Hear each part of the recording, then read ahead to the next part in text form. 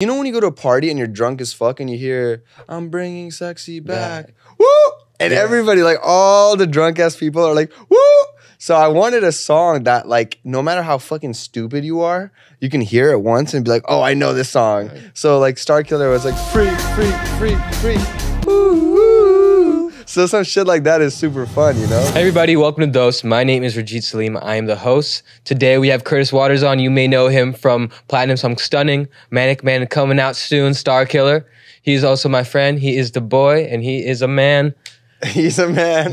He is the boy and he is also a man. Puberty. Puberty. It hit us, man. We hit it. We did it. What was puberty like for you? Do you remember? Really weird. I smelled really bad. I remember like a middle school teacher came up to me after class and she was my favorite teacher and I was in the locker, like a hallway, and she like came up to me like secretly and she was like being really nice about it. And she was like, hey, do you know about deodorant? Like you should wear deodorant. Like she was just like helping me out and she gave me a new deodorant and I was so embarrassed, but I also didn't used to wear deodorant because I didn't know I had to. Yeah. But she gave me deodorant because I smelled bad and I felt really awkward. Was that like, did that crush you a little bit? You're like, it made me really sad, but it also made me like happy because she cared about me enough to give me deodorant. But I just didn't know I smelled bad, but now I smell good. Good. Was that right after you moved from Nepal? It was a few years after I moved from Nepal. Oh, so gotcha. Yeah. What was that like growing from Nepal? It was cool. A lot of pollution. I used to have a mohawk. I used to be a child model, actually. I'm not even, no, you weren't. I'm dead serious. I can ask my mom to send pictures. I used to be a child model. I used to draw a lot. I used to wear a lot of costumes. I don't know. It's kind of the same shit, you know? Like, when I was a kid, I used to, like, dress up as Spider-Man everywhere. But now I dress up as this. And it's, like, just the same bullshit anyway. Another costume, different year? Just another costume, yeah. Damn. And you were making music, though, in Nepal before, right? No, not when I was a kid. I didn't know how to make music, but I visited Nepal when I was 14 years old, and yeah, I started making music because I didn't have Wi-Fi there, so I just had to learn how to make beats. Damn. Because I was really bored. How'd you end up here? Not even here. Like, how'd you end up in the States or Canada? In the States or Canada? I don't know. It's like a plane. My parents were like, all right, fuck it. Were you pissed about, like, leaving? Yeah, I was super mad. I'm still getting over it. Really? I'm being serious. Well, dude, when we moved from Nepal, it sucked because we were so poor when we moved, you know? Because in Nepal, like, my parents had just bought a house and they were, like, starting to do well for themselves. Yeah. Then we moved to Canada and we were fucking poor and, like, we were living in, like, some friend's, like, basement and, like, a mat. Like, it was just, like, the immigrant shit, you know what I mean? And it was just, like, cockroaches. And it was, like, I was getting bullied at school and, like, people were racist. So I was really upset. I was really depressed for like many years. Like honestly, like it took me like 10 years to be grateful that I'm here. Really? Like it took me to like being 20 to be like, oh, okay, like we went through all that stupid shit so that I could come here. Do your thing. And put on these Versace glasses. Damn. Big boss status. CEO boss baby. CEO boss baby. But I don't know. But you said you touched on bullying. Like, did you get bullied a lot? Like here? I don't know. You know what's crazy, man? The people that bullied me weren't even like white people. It was like Nepali people that had been there like earlier than me. So it was like it was like a competition to be more whitewashed, you know? So I had like, yo, you hold some deep eye contact. You're making me nervous. I'm gonna go look at him. But I was saying it was like Nepali people that wanted to be white really bad. Yeah. So they would just call me fob and shit. I remember like my neighbors would come into my house and look at my clothes and they had like Nepali writing and stuff and like, you can't wear this at school. Everyone's gonna make fun of you. And they're like, you can't eat Nepali food at school and all this shit. So self-hating ass brown. Yeah, it's just super like, you know, it's just crazy. But it's just like a cycle because, you know, brown people are taught to hate themselves. And then they hate themselves so much they teach other brown people to hate themselves. Yeah. You just keep going. Because, you know, I was bullied for being brown. And I remember in middle school, I would bully other kids for being brown. Really? Like, the cycle just continued. So it took me until I was like 18 to be like, oh, I am in like a trauma cycle where I was so humiliated for being brown that I've looked down on other people for being brown. And until I was like 18, I didn't really start appreciating my own culture. And now I'm like, what, like 22? And it's like, you know, brown men can be sluts. Yes, sir. Or what point for you where you're like, man, I'm sexy, I'm brown, I'm cool? Like, when was that shift? You know what's crazy? It was after Stunning type shit because I had always made music like being silly about being attractive and stuff, but I always felt like I don't know. I don't know about you, but like growing up brown, I felt really ugly and nerdy and like just like the bottom of the totem pole. There's kind of like the racial hierarchy. You know what I mean? So I felt like brown people were honestly at the lowest because like even like Asian people had like K-pop and shit. So there was like, oh my gosh, like K-pop, like you know, the white people, blah blah, all that shit, right? But brown people didn't really have anything to make them cool. And in media, we were just like dorks. You know what I mean? Or like the laughing stock. So after Stunning, because you know the song's like, I'm a pretty boy, I'm stunning. It's kind of a funny song, but it kind of manifested. And then I got to do like modeling gigs. I did like music videos and like so many people were like, oh my God, it's so cute, blah, blah, blah, whatever. So it was like the first time I was like, oh man, am I attractive? Like, have I been hating myself? But this is the thing, man. None of us know if we're hot or not. Like it doesn't even exist. Like if you think you're hot, you're hot. You know what I mean? Like if you thought you were ugly and you acted like you were ugly, the world would probably believe you're ugly. Well, it's like that cycle, right? You feel like you're ugly, you think you look ugly, and therefore you don't stop caring about the way you look. So you don't, like, keep yourself. So clean. honestly, you just lie to yourself, man. You can say anything. You can be like, "I'm so sexy," and you'll feel it. You know, bro. It's cool. I think that's what's happening now. It's like we're finally like getting that type of representation. Like, did you feel attractive growing up at all? No, I was like super insecure growing up. I think my thing was like I was scared that nobody liked me always, ever since I was a little kid. And I think the way I compensated was like dressing well. Like like my whole thing was dress well, do your hair all the time, and like be the best representation of myself. Because my version of fighting the Fabi stuff, like where like you're the ugly brown kid, was like, nah, I don't look like that. I'm clean. I'm fly. I was the opposite because I was like, oh, you guys think I'm weird and fucking stupid and an immigrant and shit. So I would just lean in on it and like I don't know, like I would just make like Indian jokes or whatever, like just do accents and shit or just be loud and annoying and crazy because I was like, okay, you guys are already laughing at me. Let's all laugh. Now you're laughing with me because I'm making a joke of myself.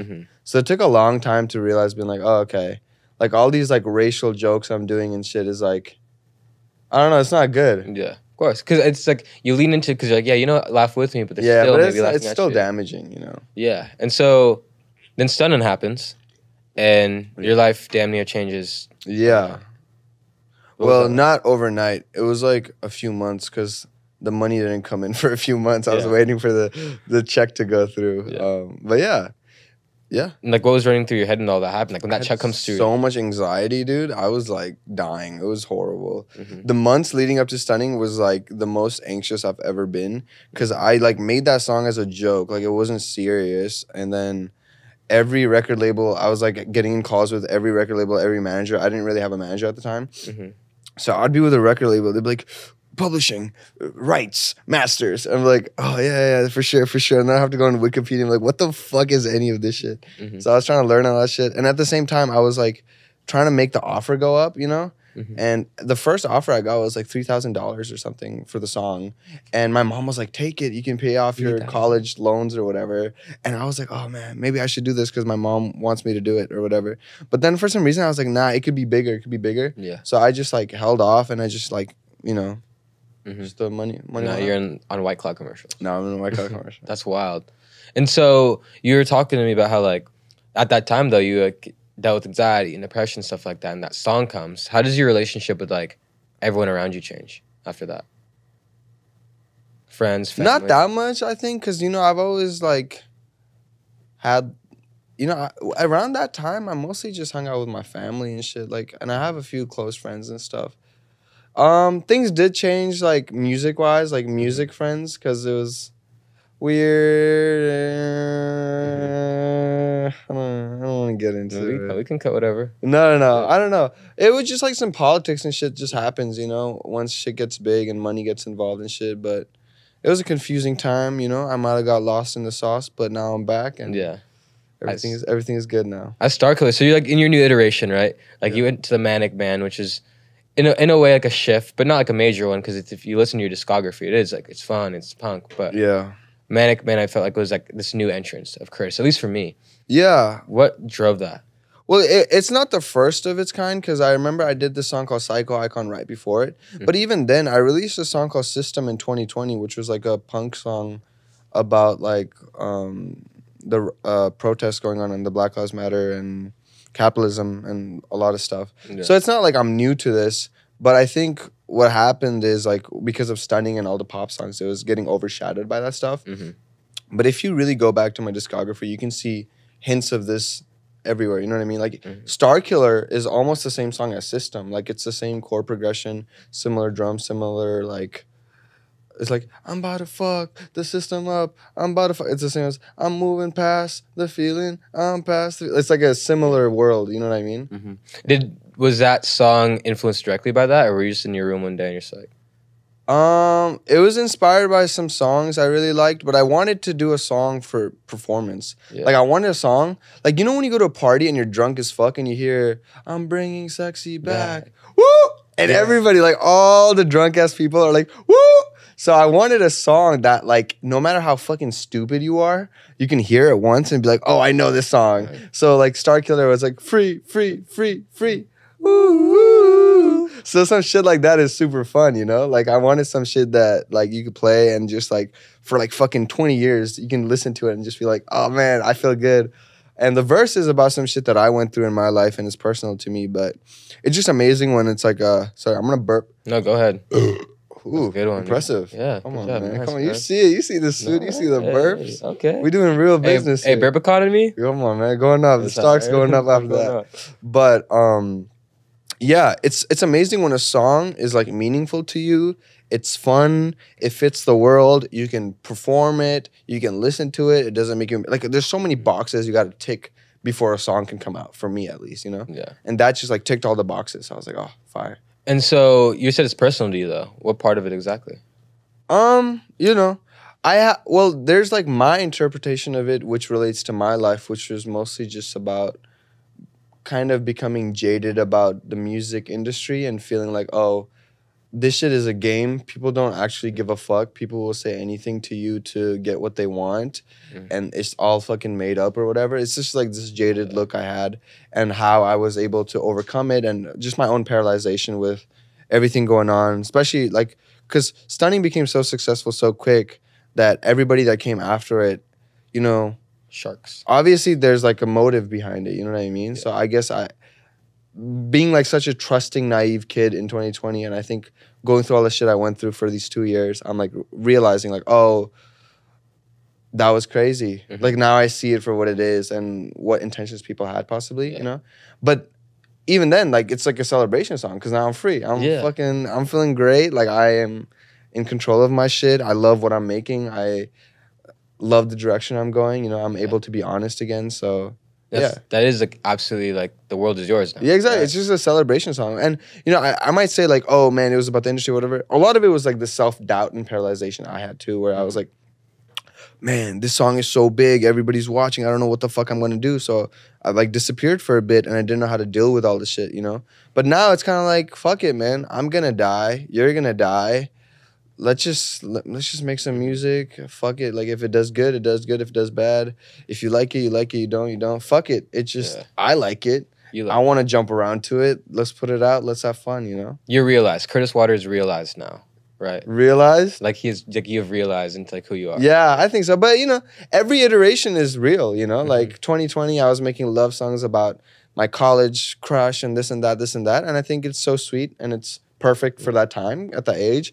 Right now, I'm like, I'm bipolar and I hate the music industry and I'm angry. Like, whatever. Like, maybe in 2 years, I'll get someone pregnant and I'll be like, that was stupid, man. Now I have a baby and now my life is real. And then, I don't know, I'll get tax fraud. I'll be in prison. And I'll be like, no, now my life is real. You know, like, whatever. You'll always find a way to discredit some other shit. But I think all the steps I took, I'm very proud to be where I am now. And because that naivety led to this like anger, you know?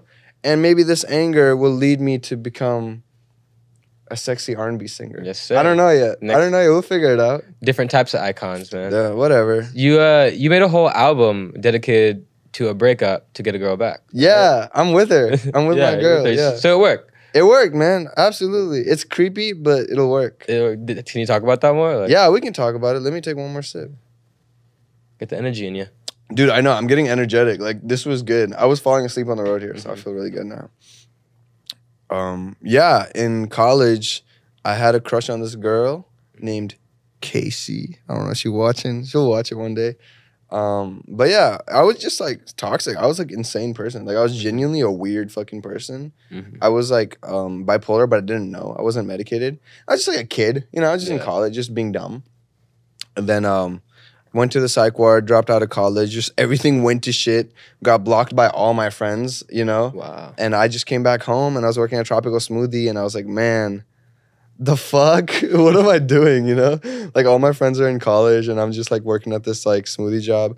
But it gave me a lot of time. Like it gave me like a lot of like motivation, you know? So I'd come home every day after like working at Tropical Smoothie and like I'd try to work out and like I'd try to release like a song a week, you know? And yeah, like most of the album was just me like writing about this girl that I was so obsessed over. And it was just like, oh man, I hope you listen to the song one day and I hope your friends show it. Like that's the lyrics, you know? And yeah, man, shit blew up. Shit did good. She listened to it. Now we eating pussy, man. Come now on. we eating pussy. Pussy's back on the table. No, I'm playing. I'm not a misogynist. I love her for many reasons outside of her genitals. You talk about that a lot on your TikTok. What do I talk about? How much you love her. I do love her. Yeah, I do love her. Yeah. Your TikTok is also super unhinged. How did you get? Is it unhinged? It's actually very filtered. You know what's crazy? Really? Before my shit blew up, I was actually like an insane person. Like I was trying to sell dick back in college and stuff. I made You're lying. posters. I'm dead serious. I made posters. I was trying to use my whatever. All I'm saying is this is a filtered version. This is filtered, man. You got dick posters. No, I didn't put my dick on the poster. But like you're like, hey, I'm selling. I was dick. selling like hourly. I don't know if I was like egotistical, but for some reason, I thought I was really good at sex in college. And I was like, oh man, I'm crazy. This dick cannot be free, bro. This is insane. Like, so I was trying to put up posters. One of the reasons, you know, my relationship with Casey didn't work out because I was insane in college. Yeah. You know, I was doing all kinds of shit. And so then you had a moment where you went to the ward and you had this recovery. What was that like? It was cool. I love the psych ward. It's so fun. It's like a SpongeBob episode or like camping. Really? How did you even get there? How did I get there? A police car, bro. Really? Yeah, it wasn't that bad though. You know what's insane? They made me look like a criminal, bro. I went to the psych ward and I was like, I'm having a really hard time. I'm having like difficulties. I'm blah, blah, blah, blah, blah. So I told them like, I want to go to the psych ward. And they're like, oh, okay, that sounds like a good idea. They take you out. Boom. Cop car shows up, puts me in handcuffs, puts me in the fucking police car like I'm like a criminal. I was like, bro, I'm just depressed. Like I'm chilling, you know? So it was like a bunch of students walking around and I was like, bro, this is crazy. This is on campus. It's on campus, right outside the campus. And I was talking to the police like, this is unnecessary. This is my idea. And he was like, sorry, it's just protocol. But I was like, bro, this is crazy. You're like, I'm looking for help. I'm like, well, why'd you do this? But and so you got there, and then what we were like, hey, how can we? I got there. I was really scared because I thought, like, you know, because mental illness is like so fucking. People make such a scary ooh out of it, you know. Yeah. What's the word? Stigma. Yeah. But I don't know. So I thought when I went there, it was gonna be like a Lil Wayne music video or something. Like, have you seen? I don't know if it was Lil Wayne, but there was a music video where there's someone in a psych ward and it's like scary and like people are screaming and shit. It wasn't that bad. It was like college kids and like there's like goth baddies in there. Like it was fun. It was like cool, you know. There was like a piano room. I would play piano for this old alcoholic woman, this old ass lady. We would go outside, play like pass ball and shit, do group therapy, talk about our emotions. And I didn't have to go to school for like 2 weeks. Wow. It was so fun. Yeah. It was really cool. It changed your life. It really did. It made me appreciate living because, you know, everyone says like shit like, oh man, everybody has it harder. Blah, blah, blah. And when people say that, it's like, fuck you, man. I'm going through shit right now. But when I was in the psych ward, it was like 60-year-olds that had nobody, you know? It was like people that ruined their lives, people that went broke, blah, blah, blah. Like all this crazy, like whatever shit, like addicts, you know? And just talking to them and really getting to know them, it was like, man, I don't know. You have empathy and you're just like, okay, I can fix myself. Like I can work things around because if your shit is that fucked and you're gonna keep going, I'm gonna keep going. Like I got it, you know? But after that, I had like just a big appreciation and I just realized shit's not that deep, you know? Yeah. I don't know. It was cool. Yeah. I really loved it. Like it was so fun. But I think it's because the people I went with at the time was like a lot of people my age in colleges and stuff, and it was like you could have like a psych ward crush. You know what I mean? Yeah. Like it was just like summer camp, you know? And so you get back from the psych ward. Now, are you back in school? I was back in school. I was super anxious. I was just trying to get through it. But I don't know. A big thing for me was like I was bipolar and I just didn't have enough information about it. So I didn't know I was bipolar for like a long time. So I was just struggling. Like I had a really hard time just like keeping up with just life in general, you know? Like only now, like only after like, not even, dude, only this year, like, do I feel like a healthy person. Yeah. Like even 2020 when stunning happened and all that success was happening, I was miserable. 2021, I was so miserable. I can say, honestly, it's just been like the last 6 months or so that I've been like, oh, I'm healthy. Like I'm well equipped. I'm coping well. Like I'm really excited for where I'm going, you know? And you have a great support system now, right? Yeah, I would say so. I'm starting therapy again on Saturday, you know? Awesome. I'm still, Yeah, man. we still gotta. It's something you maintain. You just maintain it, you know? Sometimes you're good, sometimes you're not. But I just feel like I can live now. Like I'm not scared of living now, you know? It's like, growing up, I was like, I always thought I was gonna die. Yeah. You know, like when I was like 18 or something. But now it's like, dude, I'm so excited to be like fucking 90 years old and have like grandkids and like fucking 5 albums and sculpture. Like I don't know what I'll do. Yeah. I'll do something. But that song, like this new song, is kind of with all that context behind it. It's like, Yeah, exactly. Like it's just like I'm telling you, like I'm making music that reflects where I'm in life right now, and I just feel free. Like I feel good. Like I'm moving past the feeling. Like I'm saying all the lyrics to you right now, but I've had like so much difficulty just being here my whole life, you know. Thoughts on capitalism?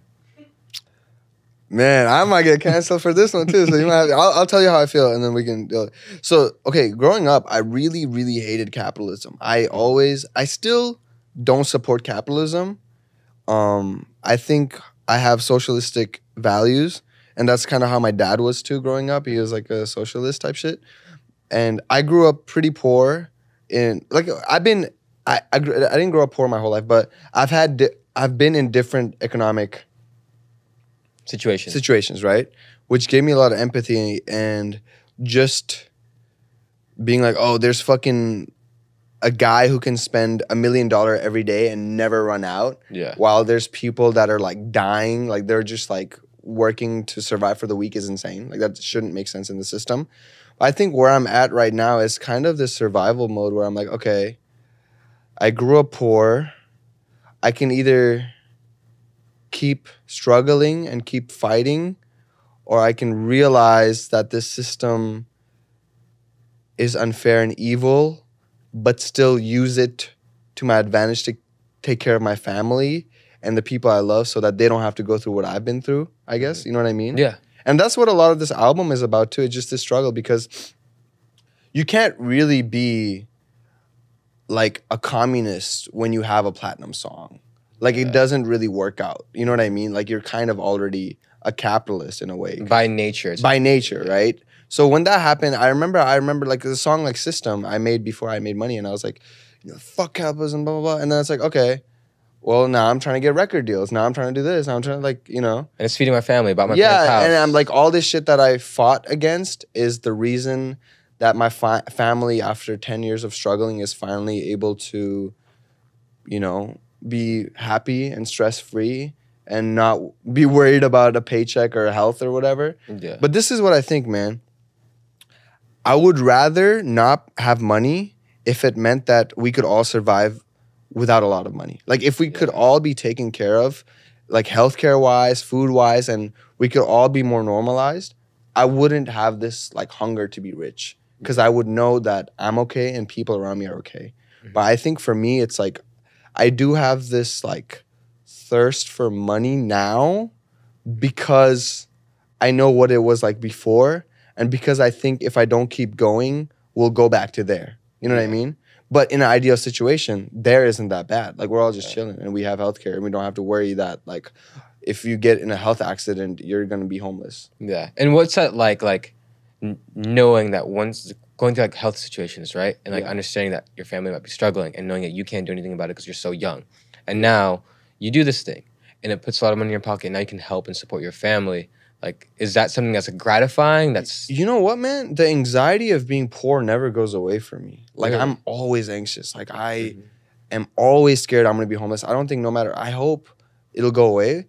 But I'm like, I remember when I came out of college and I was like just trying to figure stuff out. I'm like, dude, bipolar medicine for a month is like $1,500, $2,000 something. I have insurance now, so it kind of covers it. But like, I'm under my parents' insurance, right? Yeah. But it's like, I'm always aware that because I'm a mentally ill person, I have needs, right? Yeah. And if I'm not able to work or provide for myself at some point because my mental health gets bad, I know the government's not going to take care of me. You know what I mean? They're going to leave me out to be homeless.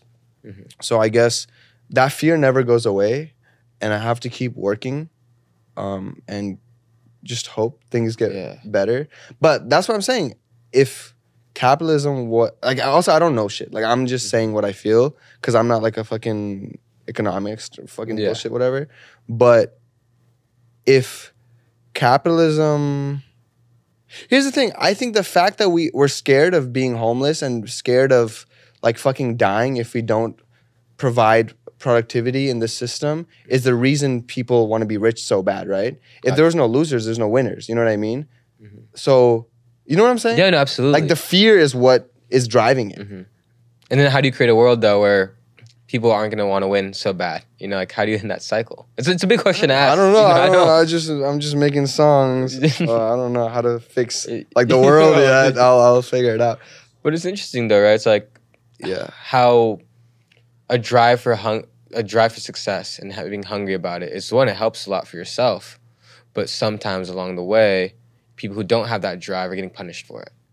I don't even know if it's that people don't have the drive. I don't like who doesn't have drive. Like some of the poorest people are working the hardest. Like rich people obviously work hard. I work hard, whatever. But people that really work hard are struggling. You know what I mean? Like they're working all day, all night, like just doing all kinds of bullshit work just to survive. Yeah. I don't know. People like, I think like growing up, like when you work in service, right? I've like worked in service, and there's people who are like in their 50s still working there. I don't know. Yeah, it's tough. I don't know. I don't know I know shit is fucked up. Yeah. I'm not like, yay, go capitalism. But it's also like, okay, shit is evil. I still need money. Yeah. And I still need to pay for things. Like, what am I going to do? Like, I can't just not participate. Like, I can't just not do shit. How did it affect your relationship with your family once you can start providing and taking care of them? They're proud of me. I think things started getting better. I mean, it was like the first time I stopped feeling like shameful. Yeah. I felt a lot of guilt when we moved from Nepal to here because it's just like, okay, there's so much sacrifices, Yeah. But I think after I was like able to provide and stuff, I was like, okay, what I'm doing is valid. Like music is a real thing. It's a real job. It's not just bullshit. You know what I mean? So it's cool. And do you like try to visit them a lot, or is it? Yeah, I've been visiting them quite often lately. I'm trying to get closer to them just on some family shit. You know what's crazy? Like, all we do is, like, talk about money now. I mean, I don't know. We talk about other stuff, too, but it feels like a lot of conversations about money. So I'm trying to just, like...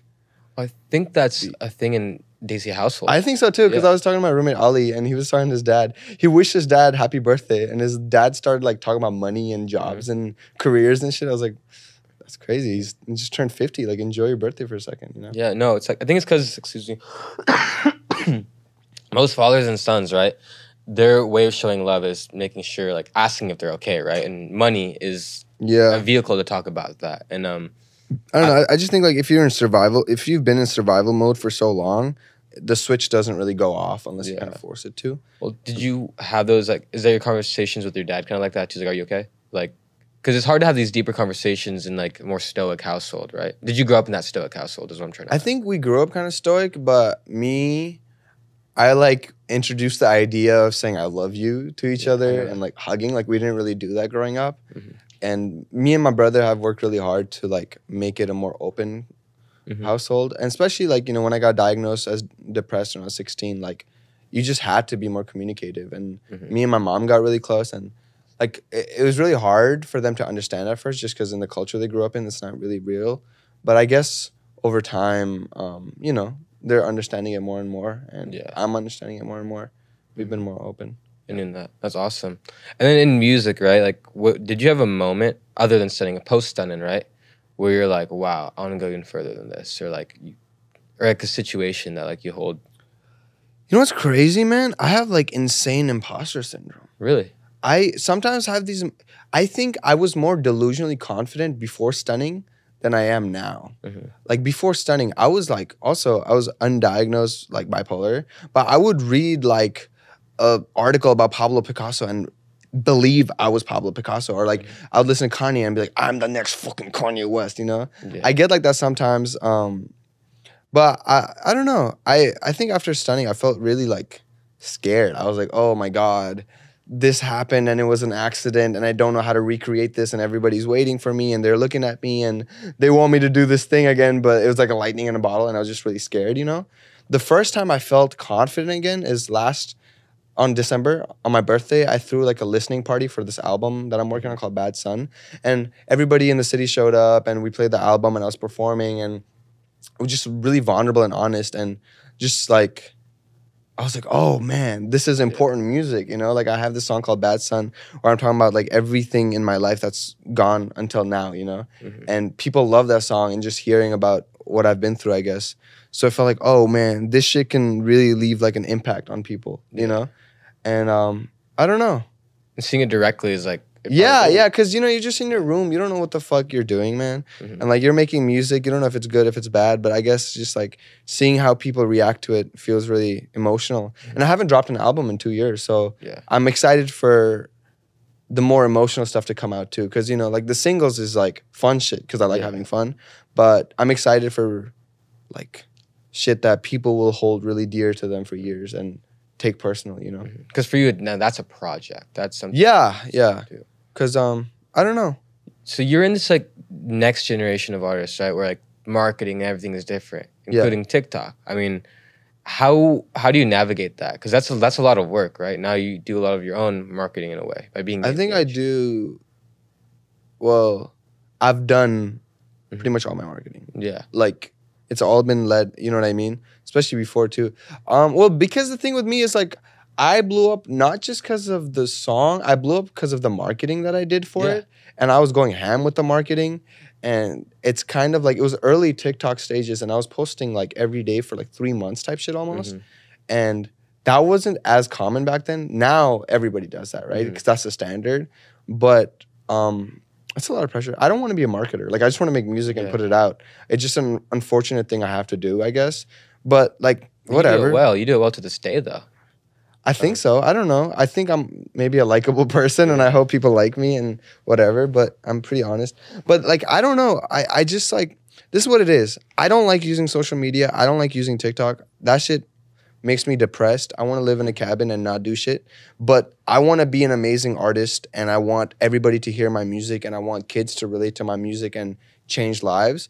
So I feel like, okay, I have all these goals that I say I would die for this dream. You can make a TikTok. You know what I mean? Like making a TikTok is not the worst thing. Like people are doing much harder things. Like, you know, like. It seems like you have fun doing some of them though. Like it seems like. Yeah, I do. I don't like the fact that I have to do it, I guess. It feels like I have to do it. And I don't like feeling like I'm seeking external validation sometimes, you know? I don't like this like baiting and shit. I'm like, okay, I just want to get to a point in my life where I'm like, okay, this is my art. This is what it is. It's out. Do what you do with it. I keep moving on. You know what I mean? And that's a mental thing too. I could do that now. Yeah. I think it's like this like external validation I'm seeking. You know what I mean? Gotcha. And you just left your hometown recently though, right? Yeah. This is your first time on your own, right? I lived in Vancouver last year in Canada for like 3 months, but this is my first time like really on my own. How do you feel like? Oh, I feel amazing, dude. I feel really good. I have only been depressed for like 3-4 days and it's been months. Like at home, I get depressed a lot because I don't know what the fuck I'm doing there. But ever since I moved to LA, it's like there's so many people here doing cool shit. And like there's always like someone to work with or something to do. You know what I mean? So I feel like I have like goals and shit now. Gotcha. Yeah, that's cool. What was like the hardest hump to get over, like living on your own? Making my bed was really hard. Really? Yeah, I'm dead serious. Like we ordered it from Amazon and it was so confusing. And my girlfriend helped me, but everything else has been pretty chill, man. Yeah. Like I've been like I bought an organizer. I was telling you, Yeah. I've been organizing my day. I got a schedule. Like I'm like on my shit, man. I've been working out. Drink 3 liters of water. Like I gotta pee so bad right now, and that's a sign of success, man. That is a sign. If your bladder isn't full, man, what are you doing with your life? Man. Have you ever noticed that? Like you see like certain artists or like any type of celebrity before they blow up and they like gain like 10 or 20 pounds and their skin is just like clear and they look great. Yeah, like the Jack Harlowification. Yeah. Was I telling you about this? No, tell me about it. So I had this theory, right? Because Jack Harlow been making music for a while, and it was great. It was cool, right? But he was kind of like this like nerdy white rapper, like that was his thing, right? But then one day he was like, "Nah, fuck these glasses. I'm gonna get buff. Like I'm gonna be sexy now, And then he blew up. Then it was like amazing. You know what I mean? And everybody wants to have sex with him. Yeah. Amazing, right? And then like even Lil Nas X, when he did Old Town Road, he was like skinny. He was kind of nerdy, right? And then he was like, nah, fuck this. Let me hit the gym. And then he's like sexy. Now he's like, yeah. He's ripped. Kanye West produced. You know what I mean? Yeah. Obviously, it's not just that. But I was like, being sexy is important. I'm realizing. Yeah. Because, yeah. So. I think it's important not just for like the outside, but for the inside too, right? I think it like amplifies. Feel good, man. But I'm on my journey right now. I'm not Jack Harlowified yet. I'm in it. But Curtis Waters is coming. Curtis Waters has been here, but it's gonna come because he's super sexy. And I got a gym membership now, and I got teeth aligners. I'm really. How do you like those? It's fun. Yeah, it's cool. It makes me feel productive. Really? Because every day you're just hanging out. You got teeth aligners and just like straightening your teeth, so it feels like you're doing something, even when you're not. And like I think like we were saying, like, I need to drink something, you have to take it out. It's like a ritual. Like you know that you're working. That's how you know you're important, man. Yeah, man. If before you drink a thing, you got to take your teeth aligners out. You're important. When was the moment like, damn, I gotta focus on my teeth? Because I feel like people don't focus on their health until like they get older. Oh shit! Like I don't know. I never I always wanted teeth straightening and shit, but I didn't have money, so gotcha. I was like, okay, I have money now. Might as well do it. Yeah. Have you ever like gone to the dentist a lot growing up, or like did you like fuck that place? I hate it. I fuck with the dentist. Really? It's like therapy. You go in there, they put a bunch of shit in your mouth. They like talk to you about shit. They don't even care what you're saying. It's really fun. It's really relaxing. I like the noise. It's like Yeezus. You know what I mean? Yeah. It's like, and it's like, oh man, this is great. I love industrial music. Did you fuck with the laughing gas? Oh no, I don't like that. I'm realizing I don't really like drugs. Really? I don't really like drinking either. Like I want to be like sober. I don't know. I feel like I'm gonna say something bad if I get like fucked up. Really? But you know what? You know what's nice? They did the wisdom teeth, and my girlfriend was there, and the doctor was telling her the whole time I was like drugged up. All I was talking to her about how like my girlfriend is perfect and how my girlfriend is like the best woman in the world. That's awesome. Which is awesome. I was really scared I was gonna say something crazy. Yeah. But maybe like interior, like I'm good. Yeah. Like I'm like a pure soul. That's awesome. I gotta pee so bad. Dude, go ahead, Can bro. I pee really bad? Of course. Okay, cool. Where'd he go? What's your favorite superhero? Spider-Man. Me too. Fuck Batman. Why? Just a privileged rich white guy. Like he's not, and he just beats up like mentally ill people. That's my bro. Fuck Batman. I hate Batman. And Superman is too overpowered. Like he's just like, who gives a fuck? Spider-Man, he's been through the struggle, man. He's just a normal, ordinary guy, works an ordinary job, and then all that shit happened. His fucking aunt died, right? Yeah, or uncle died.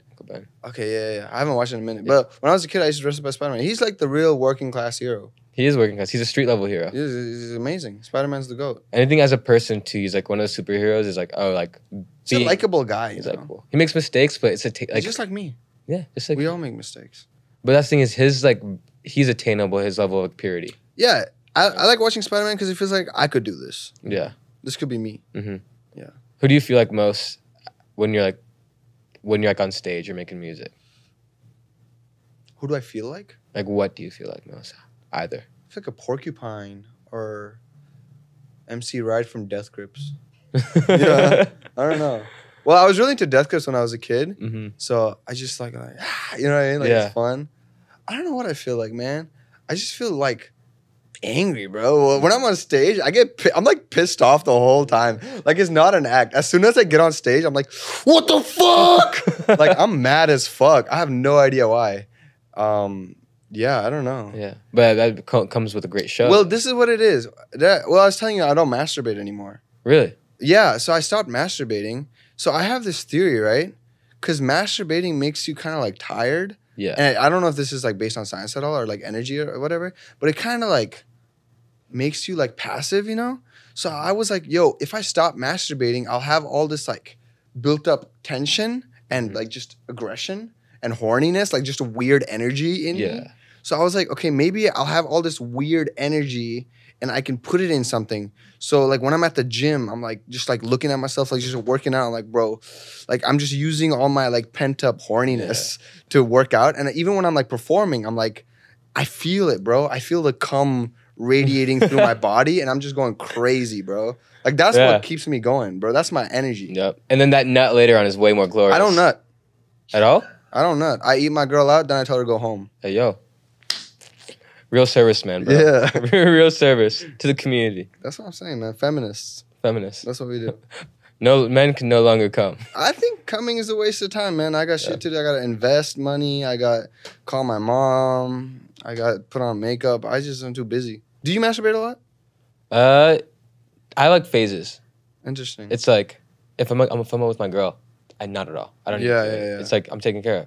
But like then I won't for a while, and then once like it fades off, I was like, fuck. It's like I get frustrated, like I don't feel good, like I can't think straight. Like for you can use that as energy. For me, it's like just. You know, like I'm distracted. I don't know, man. I feel like sometimes I'm too calm. Like I'm just chilling. My life is so good now. So I need to do shit to piss me off, you know? Like my life is so good that I don't even give a fuck, dude. Like I'm chilling. Like, you know? I feel like you've ascended. I'm like, bro, I beat the main game. Like I'm just chilling. Like, why do you think I'm like dressed up like this? Like I'm bored with my life, bro. This shit is a video game. So I'm just giving myself weird challenges and shit. Like don't jerk off. I drink 3 liters of water. Yeah. I pee so much. Like, you think I'm joking, but I pee so much, man. It's like, but that's what keeps me alive, you know? Because I have no purpose in life. I make all this shit up. Like, you know, even like being a musician, doing this, like, there's no point to life. Like, when you really think about it, all this shit is pointless, you know? That's how I feel. Yeah. So you just wake up and you give yourself like goals. And you're like, okay, I'm going to be an inspiration to the kids. Yeah. Like, okay, that seems like a good goal. I guess I'll spend like 80 years doing that. Yeah. Well, the thing is, I think in the short term, like in our lifetimes, it means something. But in like in billions of years, no, it doesn't matter at all. Right? No, but not even, I don't know. Well, I'm kind of like delusional a little bit. Like, I don't think you exist. And it's like called solopism or some shit. I read it on Wikipedia when I was a kid. I kind of believe this is a video game. And I know people say that shit all the time. I agree. But I genuinely believe it, you know? And it's not dangerous because I'm not going to do anything bad. I just think it's like a fun video game. It's like Stardew Valley. It's like Sims. I'm just having a good time, you know? It makes life a lot more fun, too. It's fun. Have you heard like derealization? I don't know. Maybe. One time I smoked weed in middle school, and nobody believes this, but I was high for like 5 days straight. Really? It was so bad. I think we got like, well, we did the gravity whatever bullshit, and it was really scary. So maybe that changed me. I know a lot of people, including myself, who like were smoking weed in high school and had like a serious like mental like shift in the way they saw things, and they just can't break out of it. You know about DMT? Yeah, I do. I haven't done it though. I don't think you should do it right now. I mean, if we could find some. No. I think I want to do DMT once I'm happy with my life. I think that's a good way to do it. I think like once I'm like accomplished, I've set all my goals, like my kids are fine, my grandkids are good. I'm like, okay, what's going on? Let's meet these elves, you know? Let's see the other realm. Would you do ayahuasca? Not right now. I really don't want to do anything right now. I kind of want to just like do this shit, you know? I want to recreate the, I'm not going to say it out loud, but you know the beginning scene of Wolf of Wall Street? Yeah. I'm really trying to recreate that, but I think, I don't know. I got shit to do right now. It's fire. I'm busy. Well, my busy friend, do you have anything else to say to everyone watching you? Not really. Listen to my music, I guess. Listen to Starkiller. It's a good song. If I do a show, come to a show. I'll have an album coming out eventually. Relate to me. Give me validation. Cool. Well, it'll be there for sure, brother. Thanks. Thank you for coming. Thanks for watching, guys. See you next Where do time. I look? Right here. Right there. Okay, I didn't look at that a single time. Do you want to do it again, or did you care?